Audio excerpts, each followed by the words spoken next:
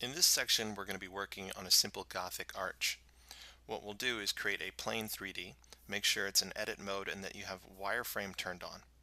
In your tool palette, scroll down to initialize. For the H divide and the V divide, you're going to want to set this down to the number 3. This is going to give you a nice line in the middle so that we're working with a symmetrical plane.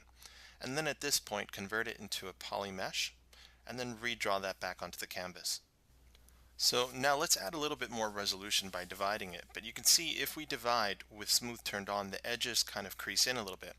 We want to make sure that we keep these square edges. So we'll turn smooth off under the geometry next to the divide button, and we'll divide a few times so that we can get a nice high resolution so that we can carve in some nice details. So what we'll do now is carve a circular element into this plane using radial symmetry. So let's dock our transform palette, click activate symmetry, and you notice that there's an R here. We're going to click on the R to activate the radial symmetry, and next to R is a slider which will give us multiple points for our radial symmetry. Let's choose the the single layer brush, and then now we can carve in a circular element on this surface. We're just going to make a single kind of circle here, and then on top of that we can make a secondary circle. So we'll carve our first one in, and then right on top of that we'll carve another layer. And you can experiment with this as much as you want. I suggest that you kind of come up with different patterns, but we're kind of coming up with the overall architecture of the arch, and in a moment when we stretch it out you'll see what we're doing here. Switch over to the inflate brush, and that's going to allow us to kind of round out the top of this carving a little bit. I'll turn up the radial count a little bit, and then we'll just kind of go over what we've already done, and you're going to notice that's going to round the surface a little bit more. So we get a straight edge and then kind of a rounded top, which is going to help sell our architectural element that we're working on.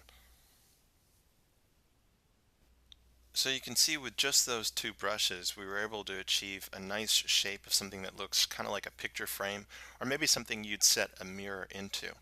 And what we want to do is add some ornaments around this picture frame that we've created. So we'll switch over to the simple brush, the drag stroke, and let's import another pattern for an alpha.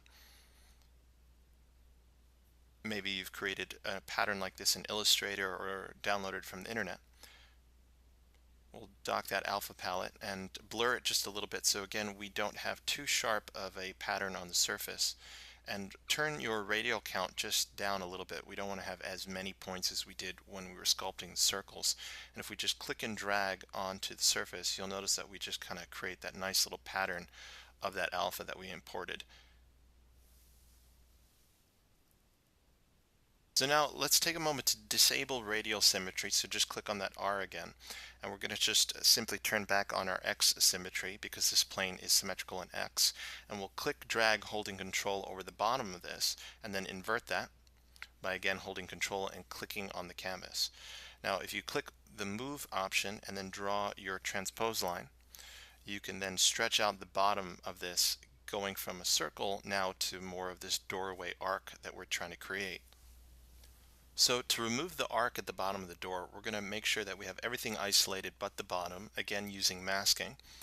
And we're going to scroll down to our deformations pull down, open that up, and we're going to work with size. In this case, we're going to click only Z, and we're going to scroll that down, and you notice when we do, we've actually removed and kind of squished everything down so that we don't have that arc at the bottom, and we're just left with an arch. So again, very simple techniques to create architectural elements that look much more complex. So right now what we want to do is remove the polygon plane from the background of this arch, and the way we'll do that is by masking everything that we want to keep. So we'll draw a mask over the front of this architectural element, and then we will simply paint in a mask in the other areas that we want to keep. So we'll hold down the control key. I will go back to just a regular stroke here in my stroke palette. And then while holding control, I'll just continue painting this in so we can keep this doorway area as well. Make sure you get all the points. And once you have the areas that you want to keep masked in your tool palette, you'll notice you have a drop down called masking. If you open that up, you're going to have an option here called hide PT. Once you click on that, you'll be able to hide everything. You can bring it back by clicking the option next to it, Show PT, but for right now we'll just click Hide PT, and now that's removed. So now that we have the archway completed, let's save that out and move on to the next element.